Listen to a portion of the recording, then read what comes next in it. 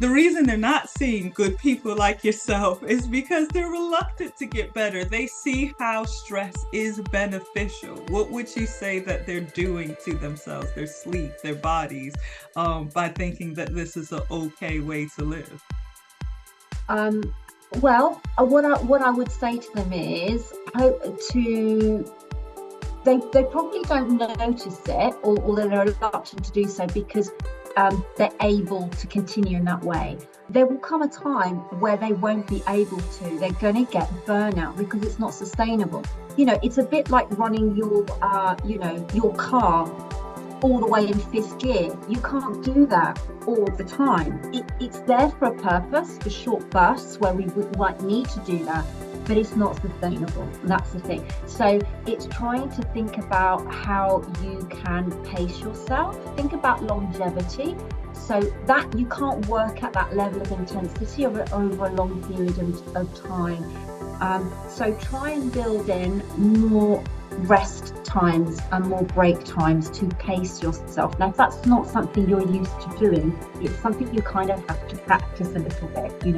The night time is there for a reason. It's there for sleep. And actually that's really important for our body's repair, because that's when our repair, our repair processes are happening.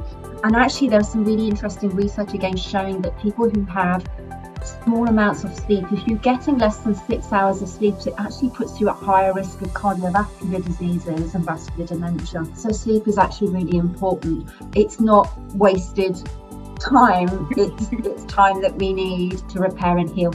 So maybe for those sorts of people who are used to maybe always being on the go, I'm not going to say go and meditate, because that's not realistic for people who are usually on the go and very busy and very active.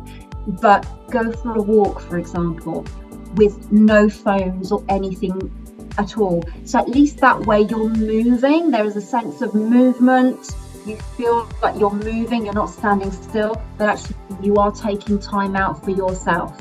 And actually you're getting the benefits of exercise and being out in the fresh air. So I find for those types of people who are very, very busy on the go, that actually walking is really helpful for them. And try and reduce your devices. So particularly if you have trouble sleeping, you should really not be on any screens for at least an hour or 2 hours, a couple of hours at least, before you go to bed, because that light that you get from looking at screens depresses your sleep hormone, melatonin, which actually we need dark for it to increase at night. So naturally the levels should increase at night. And when we are subjecting ourselves to our phone screens, our TVs, our laptops, whatever, that's reducing that production of that hormone. So really easy things. I think people like that need to maybe just reduce their screen time. Just slowly, you can wean yourself off it very, very gently. Walking, to take breaks, and